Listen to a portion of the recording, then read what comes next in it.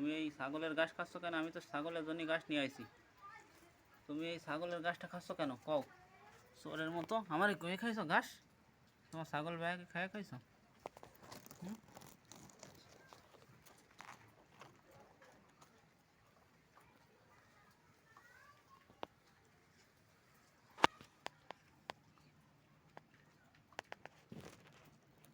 কিডা ওই ঘাসের ওই পাশে চোর? কিডা? তুমি কি চোর? ঘাস খাই মনো।